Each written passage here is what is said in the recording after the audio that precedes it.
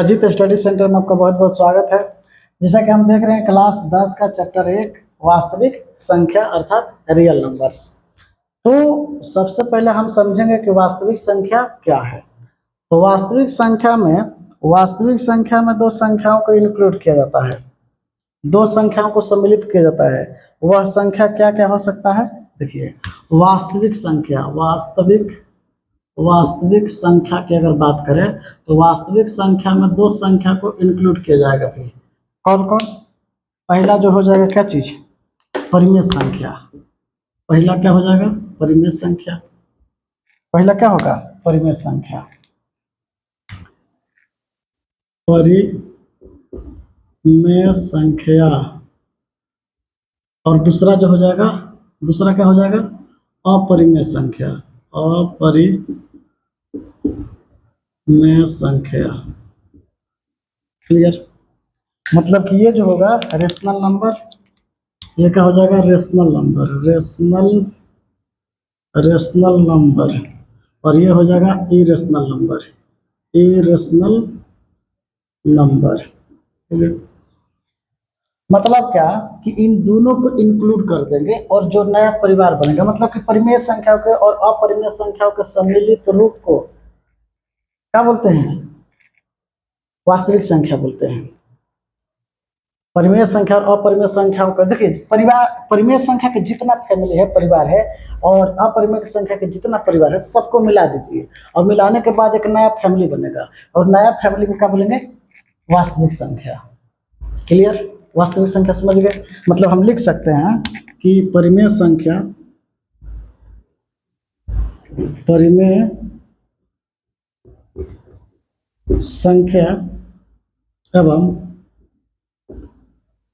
एवं अपरिमेय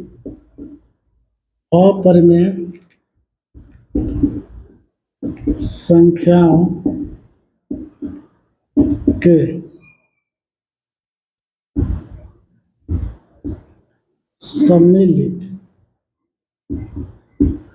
सम्मिलित रूप से बना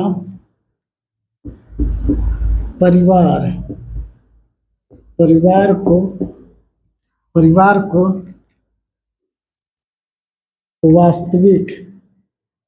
वास्तविक संख्या कहते हैं। क्लियर?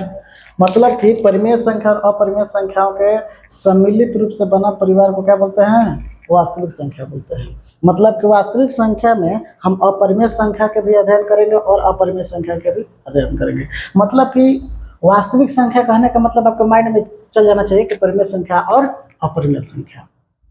वास्तविक संख्या का मतलब हुआ कि इसमें परिमेय संख्या भी होगा और अपरिमेय संख्या भी होगा, और ये दोनों परिवार जब मिलेगा तो इस टोटली को क्या बोलेंगे? वास्तविक संख्या।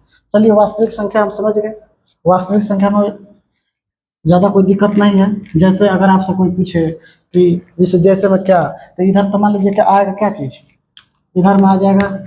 3/4, 5/7, 3, 4, 0, 7, -5, इस सब ये परिवार हो गया। यहाँ पर देख लीजिए, यहाँ पर क्या हो जाएगा?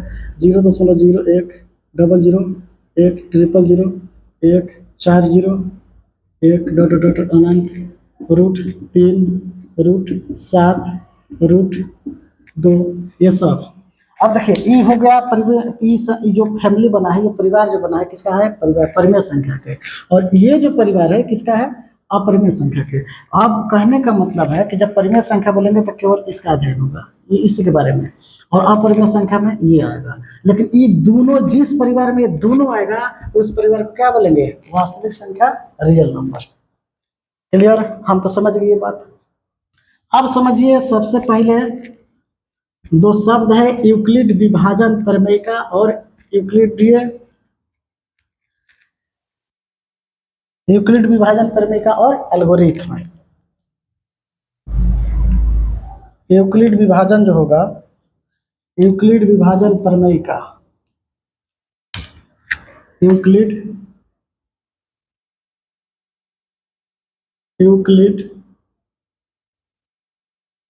विभाजन प्रमेय का, और एक होता है एल्गोरिथ्म। एल्गोरिथ्म थोड़ा सा इसको समझिएगा। कहने का मतलब है कि एक होता है यूक्लिड विभाजन प्रमेय का, और एक होता है क्या चीज, यूक्लिड विभाजन मतलब एल्गोरिथ्म होता है। इन दोनों में अंतर क्या है, बेसिक अंतर समझिए कि यह जो होता है एक परिमेय होता है, क्या होता है, प्रमेय होता है। यह एक क्या है, प्रमेय है।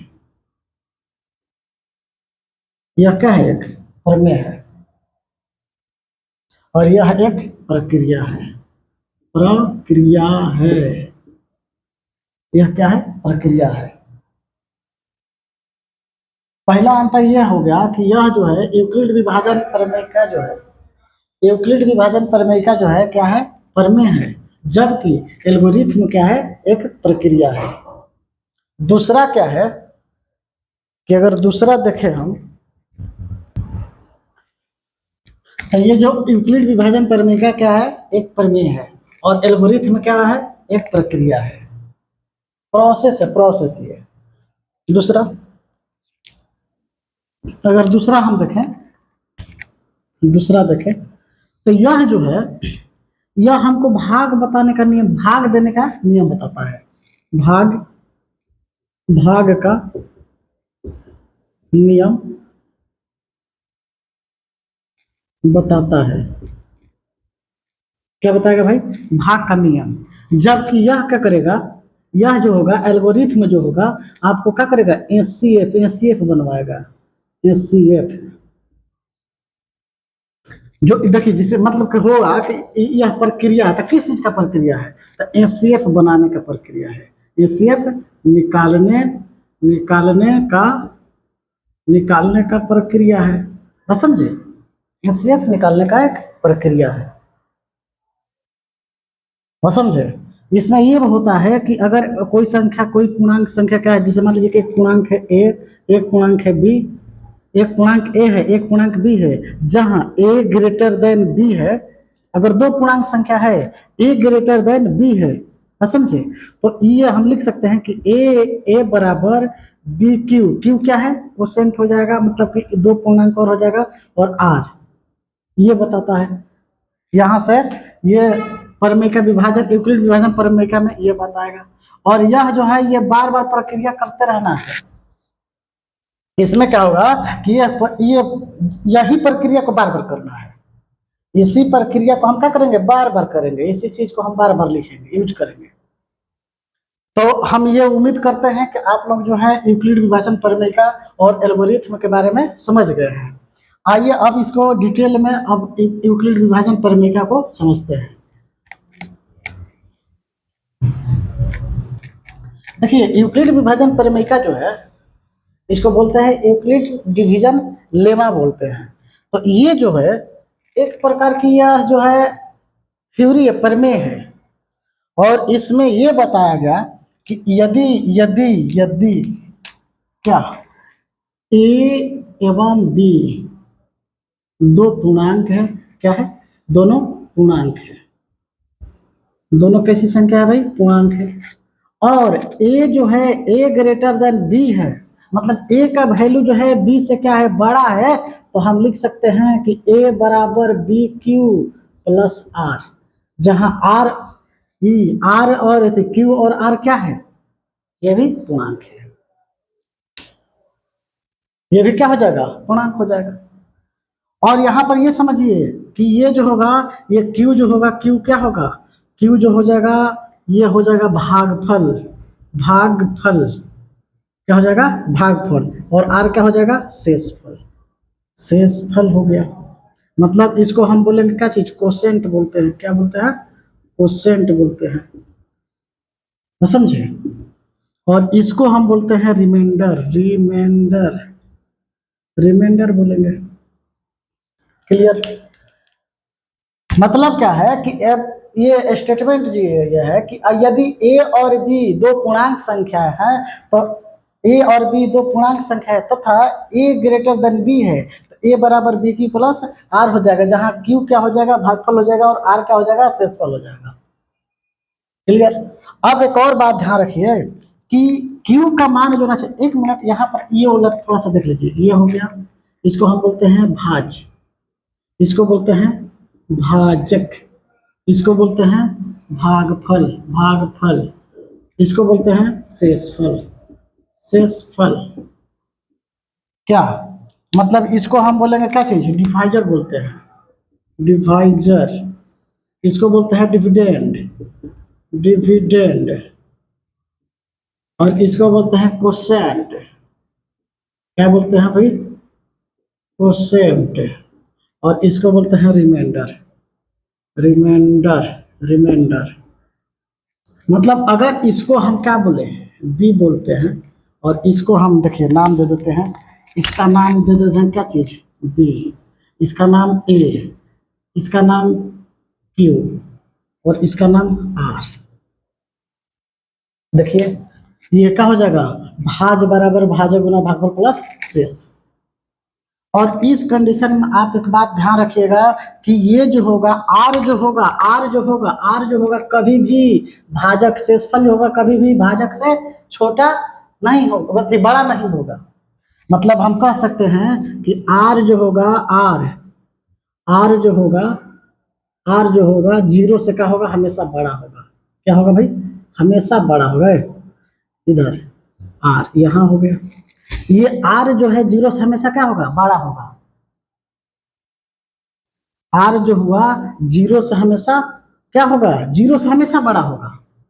मतलब निगेटिव नहीं आना चाहिए, शेषफल निगेटिव नहीं आना चाहिए, बस बात ध्यान रखना है। जीरो से हमेशा बड़ा होगा या जीरो के बराबर भी हो सकता है, तो यहाँ बराबर के भी चिन्ह दे दिए।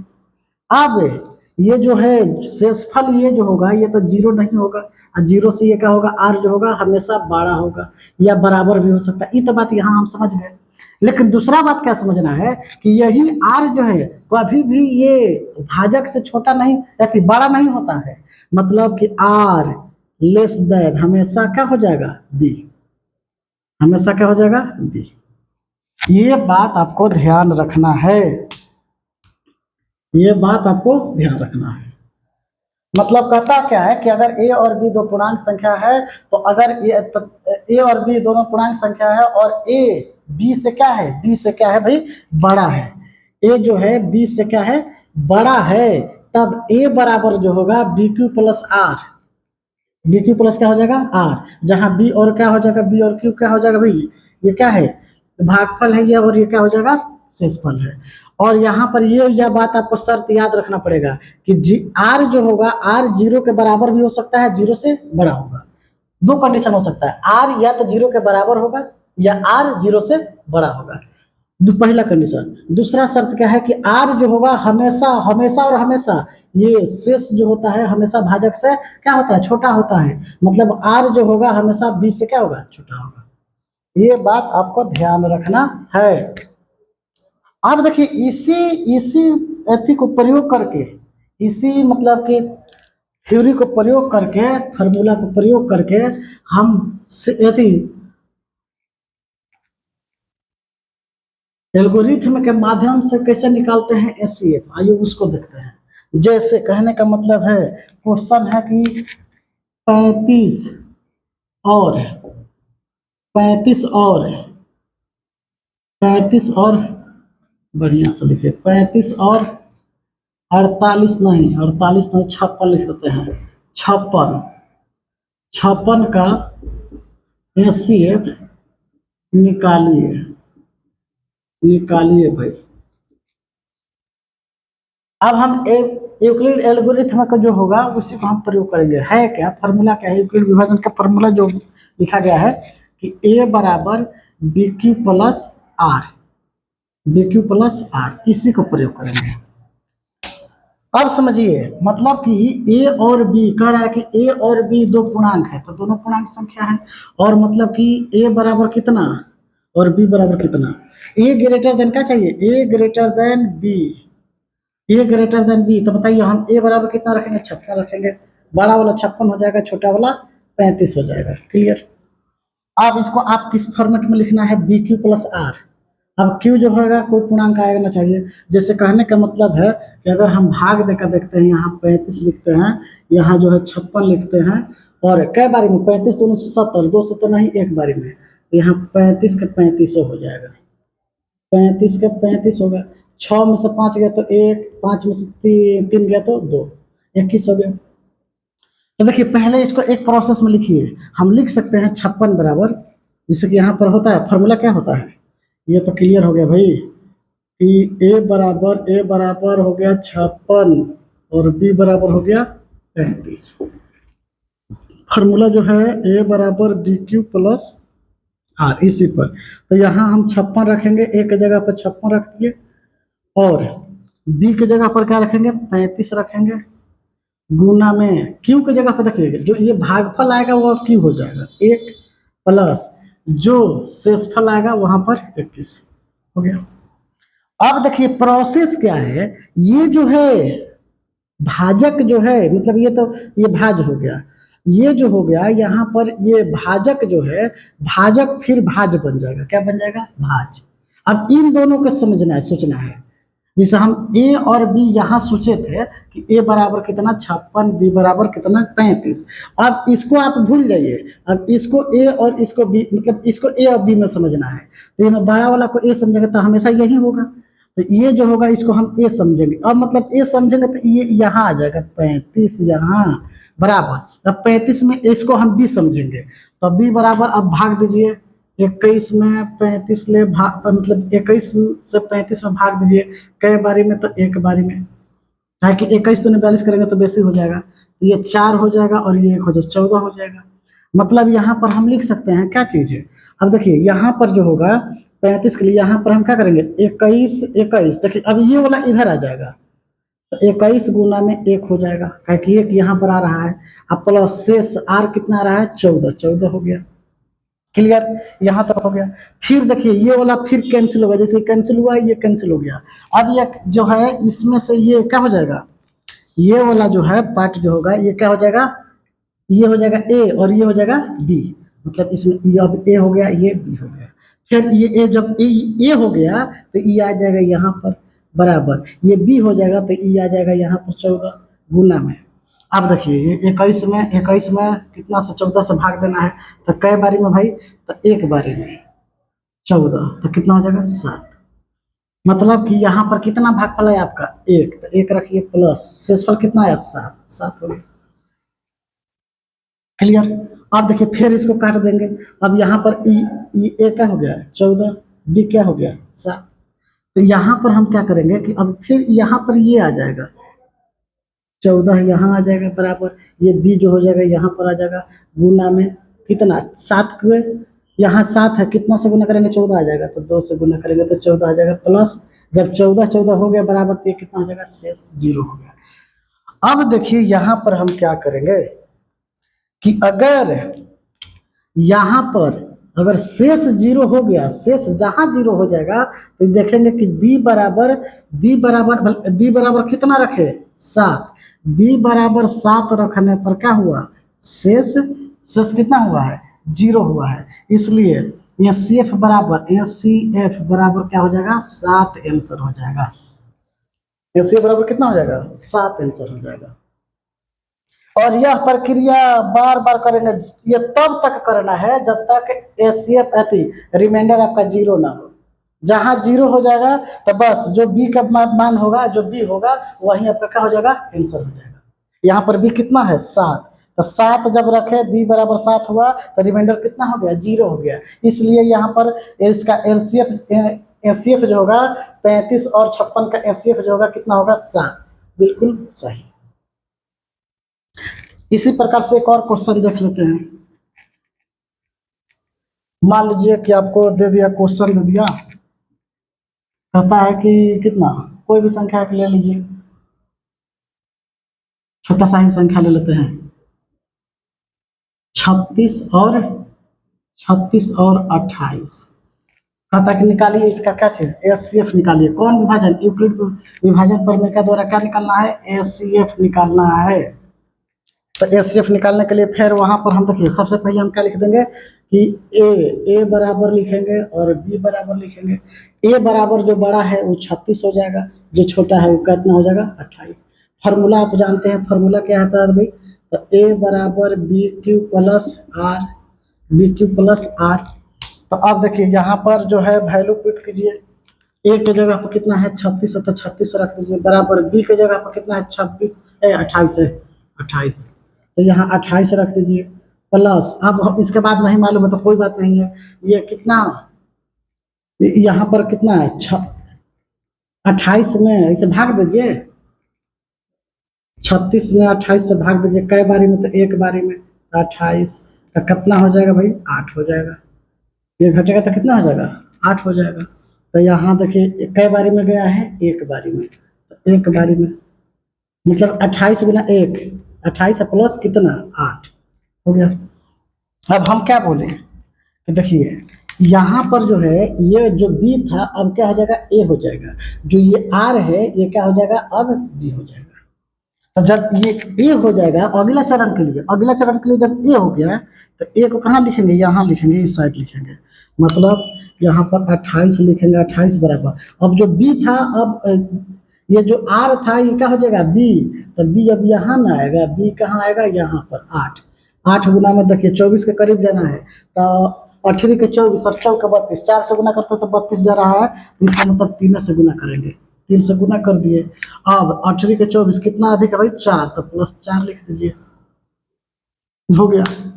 ना तो भागा भी देके बना सकते हैं, क्या करना है 24 28 में 8 से भाग देना है, तो 18 के 24 शेष 4 हो गया, यही तो लिखे हैं, 3 से गुना करा 8 में 3 लिख दिए, 4 शेष से हो गया। ऐसे भी लिख सकते हैं, डायरेक्ट भी लिखा जा सकता है।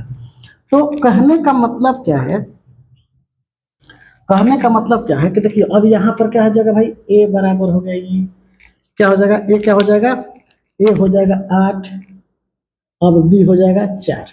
फिर अब क्या कीजिएगा जो ए है, जो ए है ए इधर लिखा जाएगा, तो 8 को यहाँ लिखिएगा बराबर, जो बी को यहाँ लिखिएगा, तो 4 गुना में कितना, 4 गुना में 2 करेंगे तो 8 हो जाता है प्लस 0। तो अब बताइए कि बी बराबर क्या रखे कि रिमाइंडर 0 हो गया, तब बी बराबर हमने 4 रखा भाई, बी बराबर कितना आया 4, तो बी बराबर 4 जब होता है तो रिमाइंडर 0 होता है, इसलिए एचसीएफ बराबर क्या हो जाएगा, इसलिए एचसीएफ बराबर क्या हो जाएगा 4, यही आपका आंसर हो गया। इसी प्रकार से हम क्वेश्चन को क्या करेंगे बनाएंगे। ये बात आप समझ गए, उम्मीद करता हूं कि आप ये बात जो है आप बिल्कुल अच्छे से समझे होंगे। और इस प्रकार से अगला जो चैप्टर, अगला जो अथी होगा, अगला एक और कंसेप्ट क्लास चलेगा, उसके बाद जो है चैप्टर पर हम सीधे आ जाएंगे, प्रश्नावली पर आ जाएंगे। तो ये जितनी भी बातें बताया गया है आप पूरा सब वीडियो को शुरू से लेकर अंत तक देख लीजिए। इसमें होगा क्या कि जितना भी कंसेप्ट वाली बात है सब क्लियर हो गया है, अब उसके बाद प्रश्नावली आपको आराम से